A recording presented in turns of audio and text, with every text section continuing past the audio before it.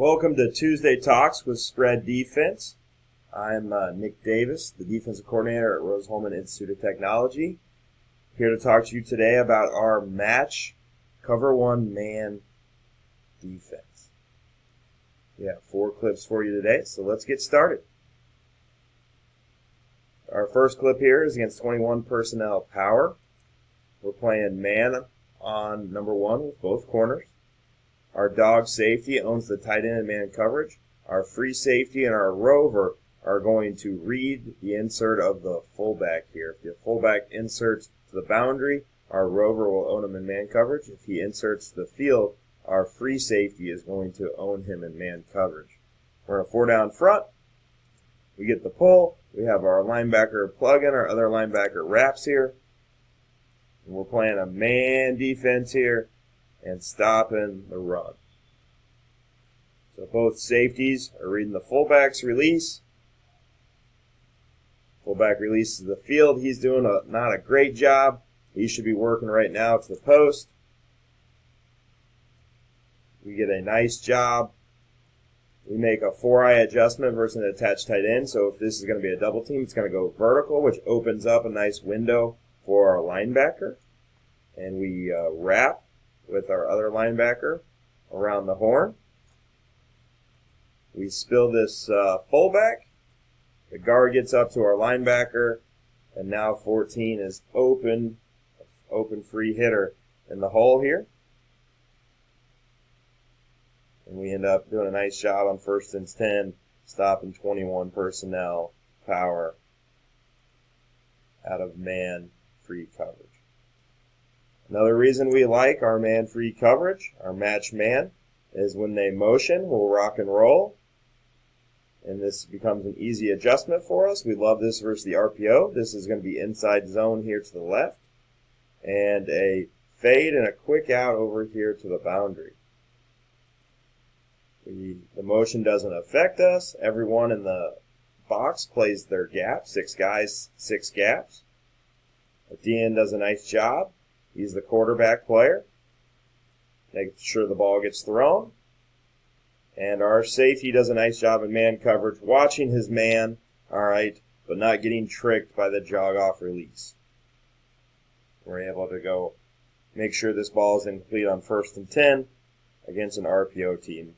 From the end zone shot, the motion doesn't affect us. Our guys all fit the box. Be a little bit picky. Our head needs to be in our crack over here. He's trying to do too much. We have a big out player, so stay in your C. If they were to hand this off, maybe a potential big play for us. Guys have to understand, hey, do your job, do your responsibility. This is also great coverage versus 4 verticals. So we're going to play press outside leverage on the number 1 receivers, 2 yards off the line of scrimmage. We want them, if they outside release, wedge them to the sideline. Use the sideline as your friends.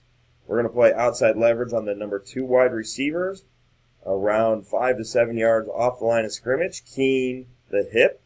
If he goes vertical, we want to funnel him to our post player. We'll rush one of our linebackers here. In this case, it's going to be our Bob linebacker, rushing the B gap. The other 2 linebackers will drop inside of number 2 and wait for the tailback to out-leverage them. Once he does, they own him in man, and the other guy will play the quarterback's eyes. So here we go. Rushing our Bob linebacker. We get outside release. Now we'll give our guys freedom of press bail man or just straight up man. We get an inside release here, so he funnels them to the high hole safety. We're doing a nice job of escorting these guys up to our post safety. Our post safety's working off the quarterback's platform. You can see our linebackers do a nice job of getting inside of number 2. All right, but watching the QB, working off of his platform. You see the tailback out leverages him, so this linebacker works. And 43, our Mike, gets in line with the QB's vision. You'll see it from the end zone shot here. Watch 43 and 14.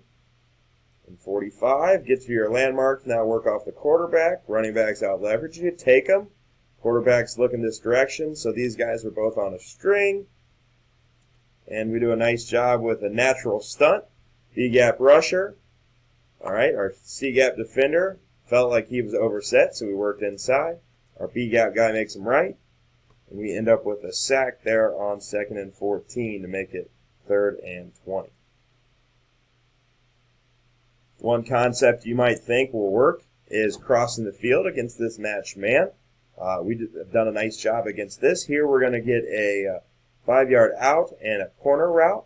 We're going to get an underneath route, a vertical route, and the tailback will be coming over here. Because of alignment, we're aware that potentially an under might occur here. So our linebackers and safeties have already kind of pre-talked that there potentially might be an underneath route. Once you see that underneath route, you'll see our guys communicate. They'll let this underneath route come all the way to our linebacker. All right. This safety will now own the vertical route.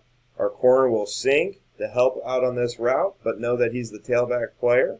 Our linebacker is our low hole player. We're playing man still across the board. And remember that the sideline is your friend. So they make a nice, the receiver makes a nice catch, but we force him out of bounds on the jump. And that's what we want to do on a corner is make that quarterback throw it to the sideline, use the sideline as our friend, and Mitchell Kelly, our safety right there, does a nice job of getting this ball out of bounds. We do a nice job, you can see, of the communication aspect. Just because we're playing man doesn't mean that we can't switch our man concept in the middle of the play. It takes a lot of communication. On a 1st and 10, we put ourselves in a good situation for 2nd and 10. So that was our one high match concept. We feel good against the run, the RPO game, vertical, and crossing routes in this concept. It's really changed the way we played football, allowed our guys to play fast, and allowed us to defend a lot of multiple concepts. If you have any questions, you can reach out to me. You can follow me on Twitter, subscribe to me on YouTube. Have a great day.